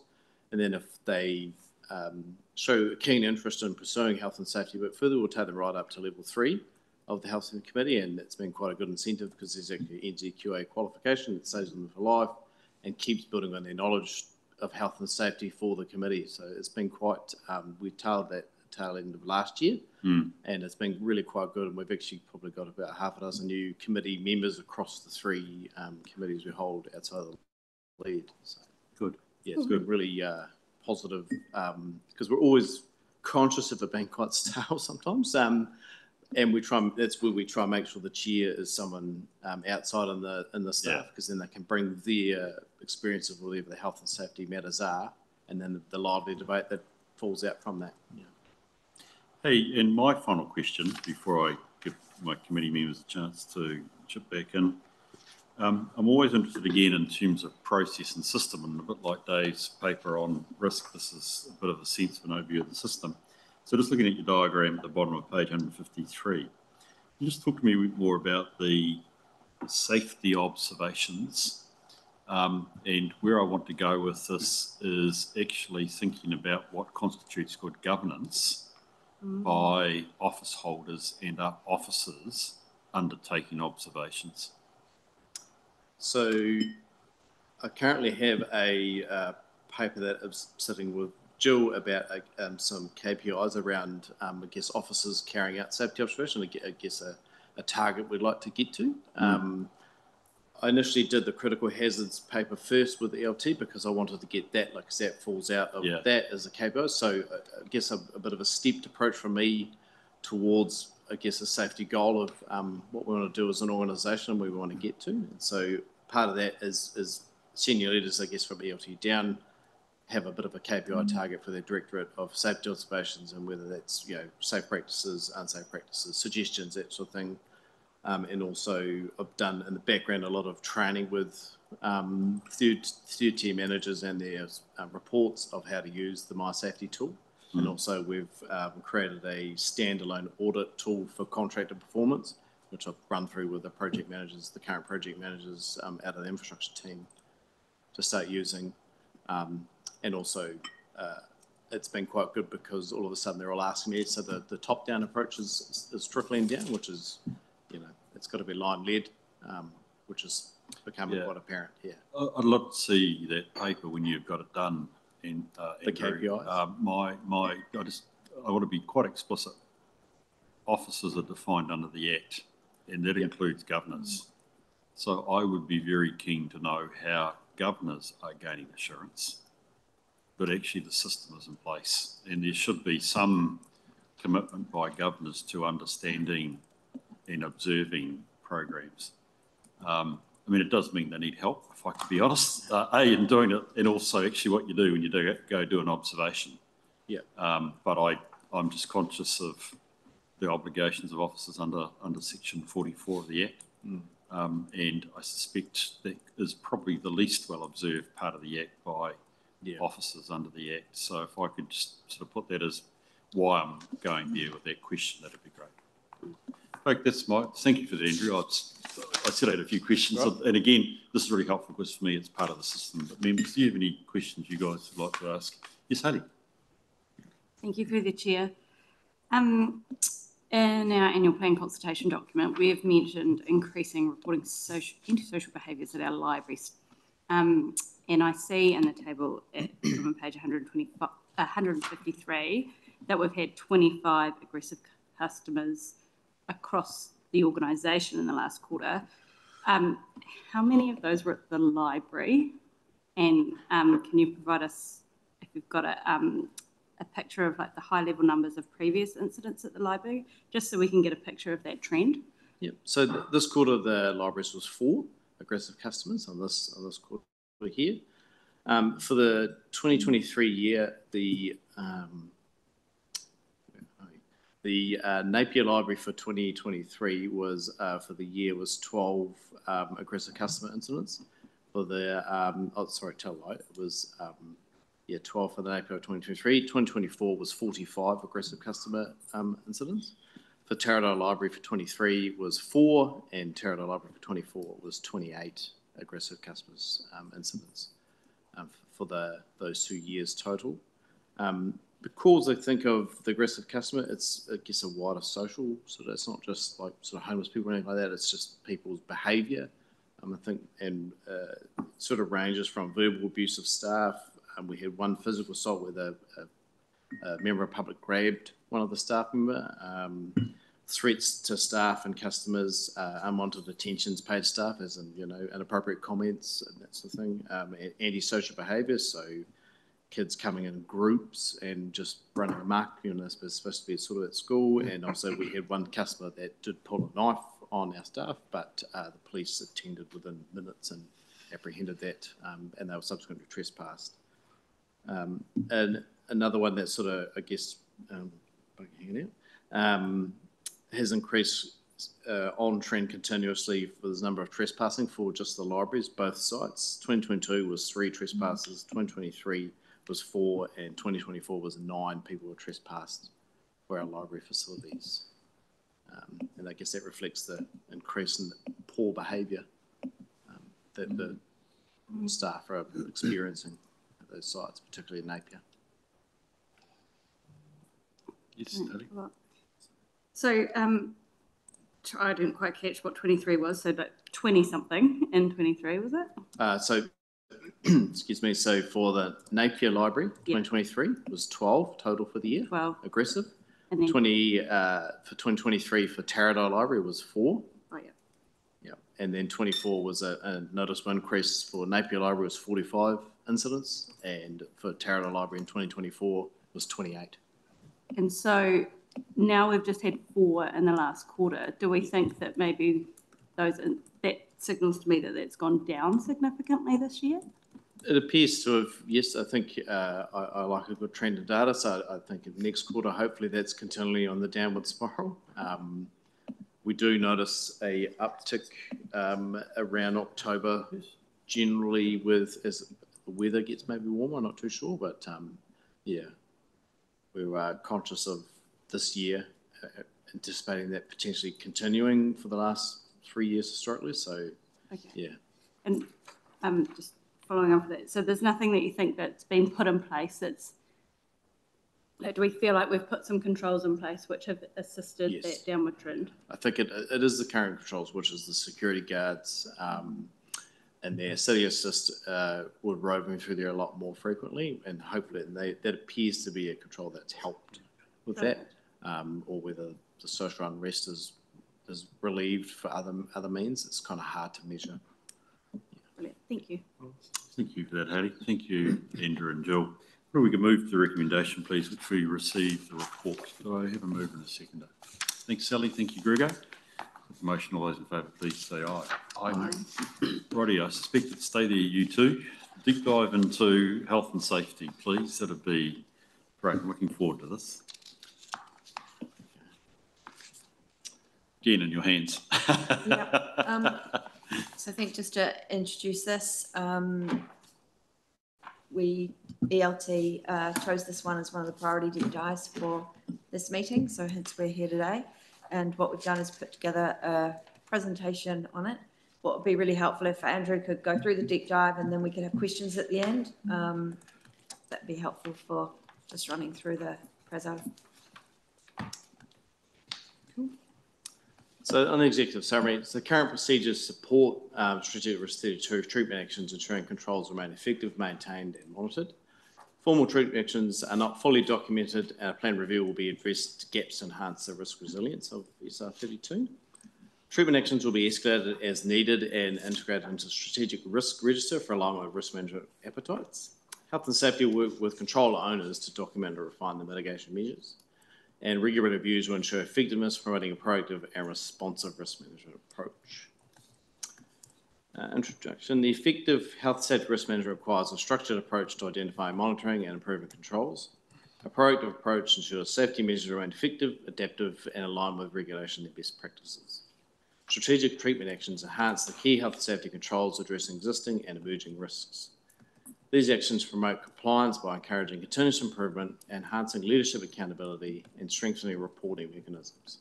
Integrating treatment actions into the safety framework strengthens Strategic Risk 32 risk assessment and hazard management.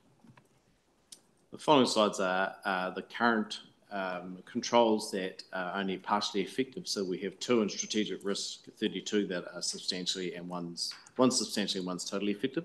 So I haven't reported in this document on those because obviously they're not going to get much better than what they are at. Audit risk quarterly review along with outcomes, so it's partially effective at the moment. Suggested treatment actions will be established review mechanism to ensure that the quarterly outcomes are translated into actionable improvements with progress tracked and reported on to at leadership levels. Also enhance accountability measures by following structured processes, risk management strategy, ensuring that all identified risk recommendations and corrective actions from ARC reviews are effectively addressed within a timely manner. The second one is Chief Executive Directors demonstrated leadership and commitment to health and safety. Again, that's partially effective. Continue with the health and safety leadership expectations and executive performance metrics, maintaining accountability for visibility, safety leadership, and continued proactive risk management.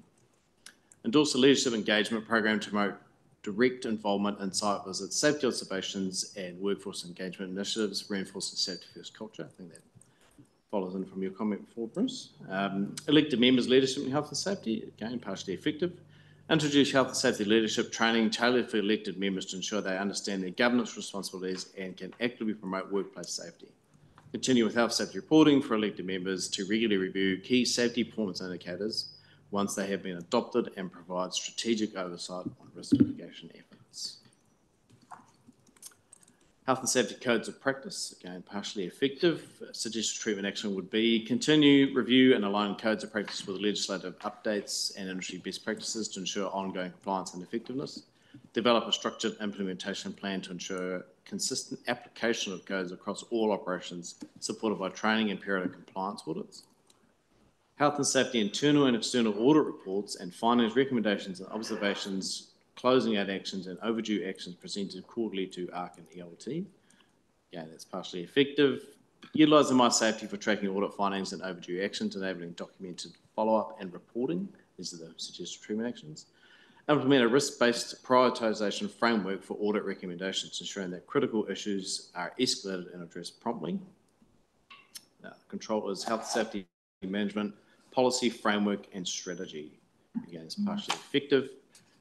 treatment action would be conduct an annual review of health safety policy framework to ensure alignment with emerging risk legislative changes and organisational objectives.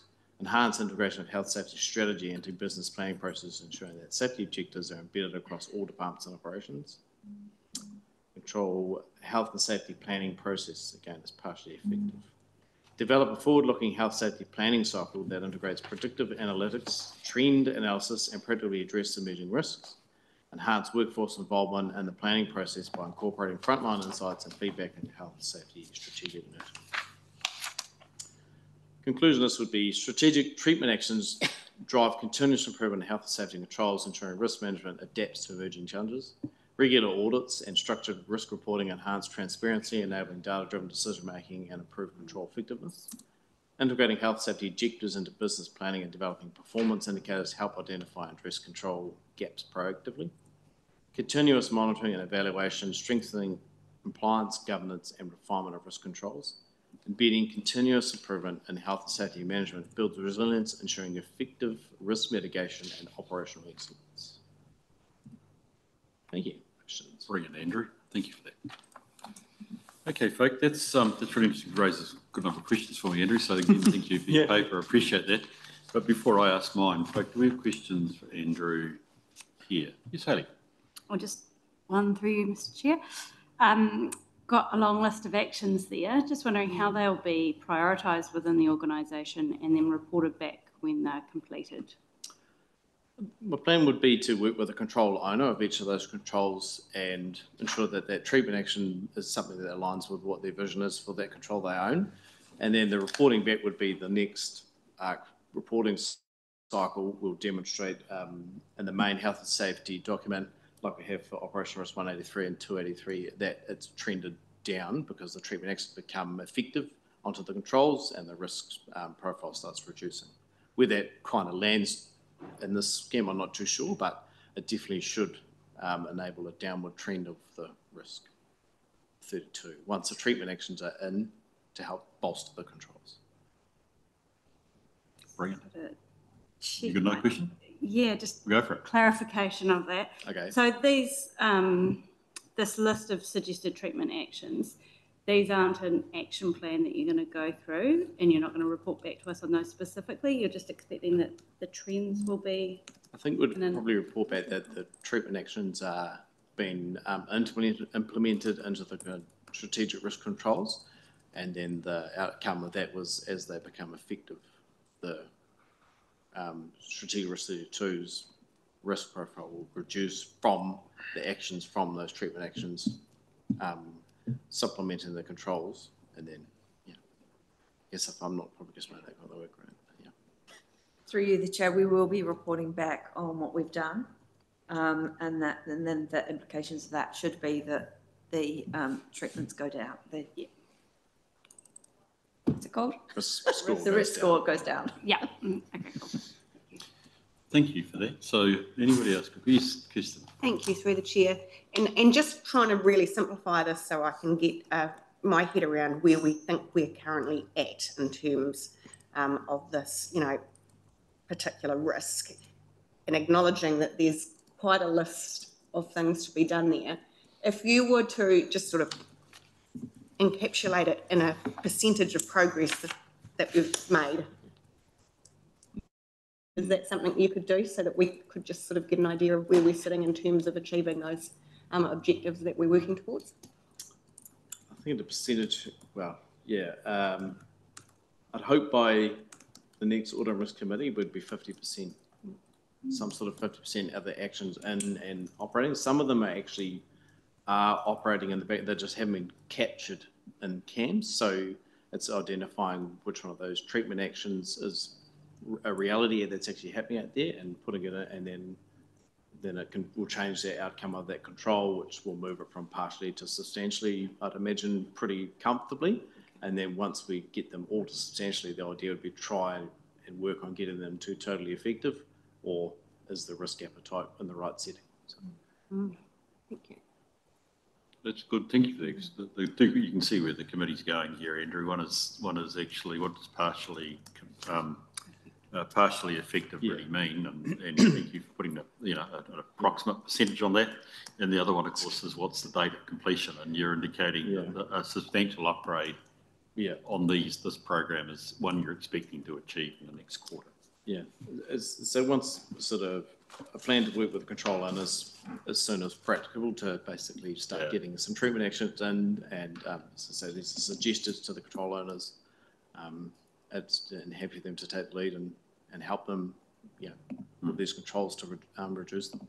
And I take it my question would be, so I mean this is good. I mean, I'm sorry, I should say to the committee the way I wanted to look at this is, we've got the overall control risk on page 156, which is, the inherent untreated risk is extremely high. That goes without saying. Currently, we've got this at high and 28. I'm never quite certain. I might be looking days where quite what 28 means, but I'm not too worried. It's a score. I appreciate that.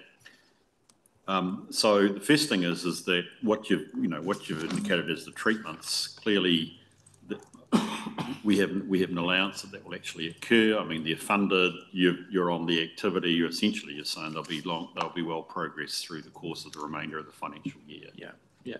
Yeah. So the question I'm always interested then is actually, high is not a comfortable position, and we can have a wee bit of a discussion if we have already this morning about, what could you realistically get in health and safety, but where does this take us to? What do you think it would be? And Dave, it might be, given, the matrix is your baby. Where does this lead us to? In other words, for the outlay of the investment of your time, our time, staff's time, where does that put us in our overall risk assessment? I think that ideally we'd get us down to somewhere between medium, I'd imagine, with these current, just thinking off the top of my head. And then I think once we get the treatment actions in, understand what the resulting risk profile is, and then start working on what we need to do as an organisation to either put more resources in it to lower that risk level, or is the risk appetite correct? Yes, it's a good point. Is there appetite correct? Yeah. Yeah, which is, I'm sort of a glass half empty, I guess, sort of situation in this. Because some of the consequences you touched on before, if the controls fail, the consequence becomes a reality pretty rapidly. And with some of our activities we do, because of what we do as a business, is high risk. So we have those controls start systematically failing, the consequence becomes a reality. So I mean, that's where probably at the next meeting, when you've given us a sense that we've achieved this, I guess the nuance, particularly around the summary, is, if there's any reality, what I've said, have these actions led to a decreased likelihood of an adverse event occurring? I'd like to knowing yes, that it's, to meet our legal obligations, it's to minimise or eliminate. We can't eliminate. We need to know that we're minimising. So definitely in the next we'll touch on what we've done on 32 in the normal health safety way, and they'll give some commentary and also demonstrate the movement that's happened. As I have in the health and safety report, that is, I'll show through a graphic, we actually did drop in risk profile only slightly, but that was from treatment actions being lined up with the controls. And look, this is a bit cheeky. Could I just give you advice? Yes. What you could include in the elected members' leadership and health and safety? It suggests there's going to be some training or something of that nature going on. Yes, we're currently about to book the training for our leaderships, not LT, but under tier 2 and 3 managers. And the next focus would be towards what can we do for the elected members so they have more information and understand. So can I give you a suggestion for 4 topics in that training? Yep. Okay, cool. I think one is officers' duties, and I mentioned this obviously in your prior paper. And I think that should be a focus around section 44 of the Act, which sets out the duties of office holders. So, I mean, I would hope that councillors know that already. The Act's been around for a while, but a refresher is that. But also in this sort of training, my experience is it's also helpful if you can relate it to us. So there are a couple of things. What about our own safety as elected members? And there's always that interesting issue about the fact that elected members are not employees. But actually, how does personal safety come into this? Which sort of really is rated topic public harm, and dare I say it, cyber security. And we've seen, I think even in the press today, Councillor Dalton in South Auckland getting out because she's sick and tired of the rubbish she gets through electronic social media. So if you could include that, I reckon you'll have 100% turnout of elected members at the training, which is what I'd want to see anyway. But I'm just giving you a bit of the benefit of my experience elsewhere, that those sorts of topics should be covered in addition to the Napier way of managing health and safety. Should be good. Is anything, I mean, given I've said what the topic should be, top of your head, you guys, is there anything else you want these guys to cover in that training? Sounds good. Sounds good? Yeah, I'm sure there's a lot more there, but that's probably the key thing. Okay, well, look, that's good. So, in effect, I haven't heard anybody saying you're not doing what we'd be expecting you to do, Andrew. So, glass half full, that's good. You've got your notebook, tick, tick, tick, please do. And we look forward to receiving it. So, members, as we move to the recommendations, which is to receive the analysis, in receiving the analysis, we're effectively saying we recognise where we are. We do want Andrew and Jill to complete the work that they're doing, because we recognise that's the best pathway to managing our strategic risk in this area. Again, Kirsten, I should really have warned you of this. Should we be saying something to council? I'm going to answer it. I think this report in fullness should go up to full council for their information. Absolutely. Would you be comfortable with that? Yeah. So I'm going to put a C to this, please, which Carolyn will be. The committee recommends that the paper in full is presented for information at the next council meeting. I'd like them to be aware, if we're thinking again about officers' duties, I'd like them to be aware of what's happening here. Do I have a mover and a seconder for those three motions? Thank you, Kirsten. Thank you, Sally. So I'll put the motion. All those in favour, please say aye. Aye. Those against, it's carried. Hey, thank you there, Jill and Andrew. That's great. Appreciate your time. Really important. Can I move to the page 161? We've got to move into PX. We have a couple of verbal updates. One clearly with Karen, without staff, and then one with Louise. So I think for good reason they need to be in PX. So I'm prepared to move from the chair that we go into PX. Thank you, Sally. Is there any discussion on the motion? We're all comfortable? I'll put the motion. All those in favour, please say aye. Aye. Those against? It's carried. Thank you. Righty. So I wonder if we could just, Karen, if we could, once